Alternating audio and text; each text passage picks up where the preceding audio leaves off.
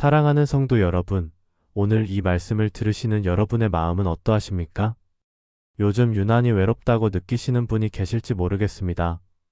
사람은 곁에 있는데 마음은 비어 있고, 연락처는 많은데 정작 속마음을 말할 사람은 없고, 집은 조용한데 그 조용함이 오히려 크게 들리는 날이 있지요. 특히 밤이 되면 더 그렇습니다. 불을 끄고 누웠을 때 하루가 끝났는데도 마음은 끝나지 않는 것 같습니다. 그때 우리 마음에서 이런 말이 흘러나옵니다. 주님, 왜 저는 이렇게 혼자입니까? 왜 마음이 이렇게 공허합니까? 사랑하는 여러분, 그 말이 누군가에게는 말 못할 한숨이었을지라도 하나님께는 숨겨지지 않습니다. 사람은 못 들어도 주님은 들으십니다. 오늘 우리는 외로움을 억지로 이겨내는 방법을 말하려고 모인 것이 아닙니다. 외로움은 마음의 약함이 아니라 우리 존재가 관계를 위해 지음받았다는 증거이기도 합니다.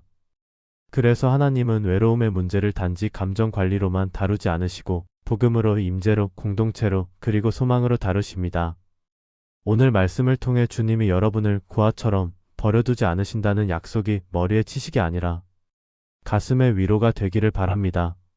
그리고 외로움이 우리를 무너뜨리는 종착지가 아니라 주님께로 더 깊이 나아가는 길이 되도록 하나님께서 인도해 주시기를 축복합니다. 오늘은 세 가지 말씀을 중심으로 외로움의 이유와 길을 나누겠습니다. 요한복음 14장 18절, 시편 34편 18절, 히브리서 13장 5절. 이 세 말씀이 오늘 필요한 이유는 분명합니다. 외로움은 대개 환경의 문제처럼 보이지만 결국은 마음의 자리에서 벌어지는 싸움입니다. 그래서 하나님은 환경만 만지시는 것이 아니라 우리 마음의 방으로 들어오셔서 그곳을 다시 채우십니다. 첫 번째 말씀입니다. 고아처럼 버려두지 않으시는 예수님입니다. 요한복음 14장 18절. 내가 너희를 고아와 같이 버려두지 아니하고 너희에게로 오리라. 이 말씀은 예수님이 십자가를 지시기 전날 밤 제자들에게 하신 약속입니다. 제자들은 이미 마음이 흔들리고 있었습니다. 주님이 떠나신다고 하시니 세상이 무너지는 것 같았지요. 그들은 예수님과 함께라면 안전하다고 느꼈는데 이제는 홀로 남겨질 것 같았습니다. 바로 그때 예수님은 단호하게 말씀하십니다. 너희를 고아처럼 버려두지 않겠다. 내가 너희에게로 오겠다. 여기서 오겠다는 말은 단지 감정적인 위로가 아닙니다. 성령을 통해, 말씀을 통해, 교회를 통해, 그리고 주님의 신실하심으로 실제로 동행하시겠다는 약속입니다. 고아처럼이라는 표현은 삶의 현실에서 우리가 느끼는 감정과 정확히 닿아 있습니다. 돌봐줄 사람이 없는 느낌, 기대어 쉴 곳이 없는 느낌, 내 마음을 알아주는 이가 없는 느낌. 외로움의 본질은 결국 보호받지 못한다는 두려움과 연결되어 있습니다. 예수님은 그 두려움 한가운데에서 말씀하십니다. 나는 너를 그렇게 두지 않겠다. 사랑하는 여러분, 우리의 외로움이 커질수록 우리는 자꾸 이렇게 해석합니다. 주님도 멀리 계신 것 같다고. 그런데 성경은 정반대로 말합니다. 외로움이 깊어질수록 주님은 더 가까이 계신다고 말입니다. 노년의 외로움은 단지 심심함이 아닙니다. 인생의 속도가 느려지면서 사람과의 접촉이 줄어들면서 병원 진료와 검사 같은 현실이 많아지면서 마음의 공허가 더 자주 얼굴을 내밉니다. 특히 혼자 병원을 가야 했던 날, 혼자 밥을 먹던 저녁, 아무에게도 말 못하고 눈물이 났던 밤이 겹칠 때 외로움은 우리를 향해 속삭입니다. 너는 혼자다.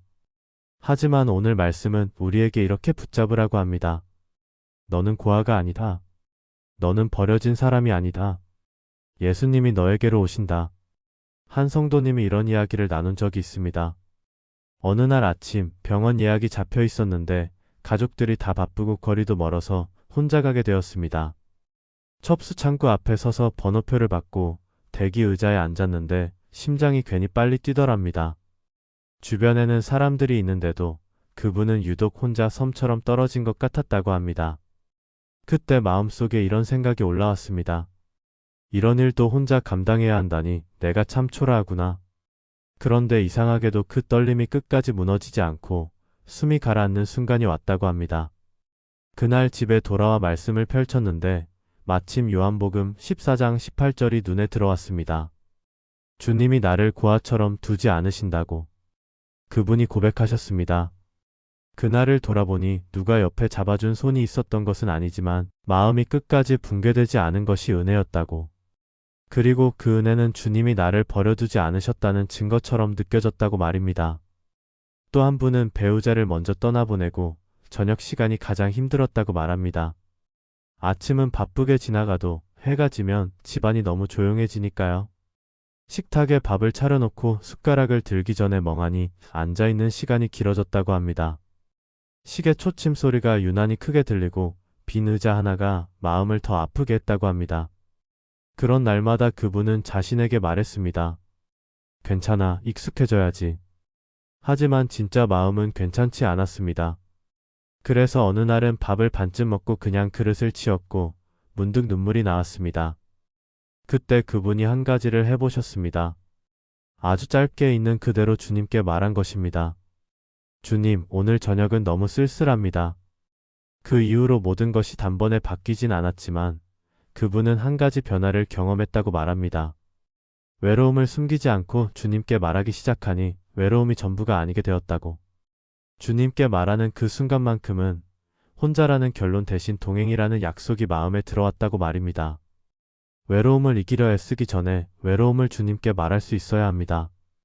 고아처럼 버려진 것 같은 감정이 올라올 때 우리는 기억해야 합니다. 감정이 사실의 주인이 되지 못합니다. 사실은 말씀입니다. 예수님은 우리를 버려두지 않으십니다. 두 번째 말씀입니다. 상한 마음 가까이 오시는 하나님 시편 34편 18절입니다. 여호와는 마음이 상한 자를 가까이 하시고 충심으로 통회하는 자를 구원하시는도다. 시편 34편은 다윗이 극도로 불안하고 위험한 상황을 지나며 하나님을 경험한 고백입니다. 다윗은 강한 왕의 모습으로만 살지 않았습니다. 도망자였던 시간, 오해받던 시간, 생명이 위태로운 시간을 살았습니다. 그때 다윗이 배운 것은 이것입니다. 하나님은 강한 자에게만 가까이 하시는 분이 아니라 마음이 상한 자에게 가까이 하시는 분이라는 사실입니다. 우리는 종종 상처를 감추려 합니다. 특히 시니어는 더 그렇습니다. 자녀에게 걱정 끼칠까봐, 교회 사람들에게 약해 보일까봐, 내가 버티지 못하는 사람으로 보일까봐 괜찮다고 말합니다. 하지만 하나님은 그 괜찮다는 말 뒤에 숨은 진짜 마음을 아십니다. 하나님은 정리된 사람에게만 오시는 분이 아닙니다. 상한 마음 가까이 오시는 분입니다. 외로움은 어떤 경우 오래된 상처와 연결됩니다. 누군가에게 마음을 줬다가 거절당했던 기억, 말 한마디에 깊게 다친 경험, 기대었다가 실망했던 순간들. 그래서 시간이 지나면서 마음이 벽을 만들고 그 벽이 우리를 더 외롭게 만들기도 합니다. 사람을 못 믿어서가 아니라 상처가 아직 치유되지 않아서입니다. 주님은 그 벽을 정죄하지 않으십니다. 오히려 그 벽 앞에 서서 억지로 밀어붙이지 않으시고 우리 마음이 허락하는 만큼 조용히 들어오십니다. 하나님은 상한 마음 가까이 하십니다. 한 어르신은 젊은 시절에 들었던 말 한마디가 평생 마음에 남았다고 합니다. 너는 늘 부족하다, 너는 별 볼 일 없다 같은 말이었습니다. 그때는 웃어 넘겼지만 시간이 지날수록 그 말이 마음 깊숙이 자리 잡아 사람들 사이에서도 스스로를 작게 만들었습니다.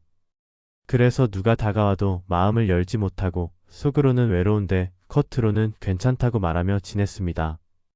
그런데 어느 날 예배에서 시편 34편 18절이 선포되었고 그분은 그 자리에서 처음으로 이렇게 기도했다고 합니다. 하나님, 제 마음이 상했습니다. 저는 괜찮은 척했지만 상했습니다. 그 뒤로 그분은 상처가 단번에 사라진 것은 아니지만 상처를 숨기지 않아도 된다는 자유를 얻었다고 합니다. 상처를 인정하는 순간부터 하나님이 가까이 계신다는 것이 마음으로 들어오기 시작했다고 말합니다. 또 한 분은 평생 가족을 위해 희생하면서도 정작 본인은 도움을 청하지 않는 습관이 있었다고 합니다. 힘든 일이 생겨도 혼자 해결했고 마음이 무너져도 혼자 견뎠습니다. 그래서 주변 사람들은 그분을 강한 사람이라고 생각했습니다. 하지만 밤이 되면 마음이 텅 비어 이유 없이 허무함이 밀려오곤 했습니다. 그분이 어느 날 깨달았다고 합니다. 내가 사람에게도 도움을 청하지 않았고 하나님께도 내 마음을 말하지 않았구나. 그 뒤로 그분은 아주 짧게라도 기도하기 시작했습니다. 주님, 오늘은 마음이 무겁습니다. 주님, 오늘은 외롭습니다. 그랬더니 외로움이 사라지지는 않아도 외로움 속에서 하나님이 가까이 계심을 경험하는 순간들이 생겼다고 합니다. 하나님은 상한 마음을 외면하지 않으셨습니다. 외로움은 나의 실패가 아닙니다. 부족함의 증거도 아닙니다. 외로움은 상한 마음이 주님께 가까이 갈 수 있는 자리입니다. 하나님은 상한 마음을 멀리서 평가하지 않고 가까이 오셔서 구원하십니다. 세 번째 말씀입니다. 떠나지 않겠다는 약속으로 회복과 소망을 주시는 하나님. 히브리서 13장 5절 내가 결코 너를 버리지 아니하고 너를 떠나지 아니하리라. 히브리서는 믿음 때문에 흔들리고 낙심하는 성도들을 향해 쓰인 편지입니다. 그들은 현실이 어렵고 마음이 약해졌고 신앙이 무거운 짐처럼 느껴질 때가 있었습니다. 그때 하나님은 단순한 감정 위로가 아니라 약속의 말씀으로 버티게 하십니다. 내가 결코 너를 버리지 않겠다. 너를 떠나지 않겠다. 우리는 외로움이 올라오면 자꾸 증거를 찾습니다. 누가 연락했는지, 누가 찾아왔는지, 오늘 대화가 있었는지. 물론 그것도 중요합니다. 그러나 신앙의 바닥은 그것보다 더 깊습니다. 하나님은 우리의 감정이 오르내릴 때마다 동행을 시작했다가 멈추는 분이 아닙니다. 주님의 동행은 약속에 근거합니다. 그 약속이 있기 때문에 우리의 외로움은 완전한 절망이 되지 않습니다. 외로움은 우리를 끝내 삼키지 못합니다. 왜냐하면 하나님은 떠나지 않으시기 때문입니다. 나이가 들면 관계가 줄어드는 것은 자연스러운 흐름입니다. 친구가 줄고 모임이 줄고 몸이 불편해 이동이 줄어듭니다. 그때 하나님은 우리의 삶이 좁아질수록 하나님 안에서 더 깊어지도록 부르십니다. 세상은 줄어도 주님의 임재는 줄지 않습니다. 오히려 하나님은 조용한 시간 속에서 말씀으로, 기도로, 찬송으로 우리를 더 깊이 만나주십니다.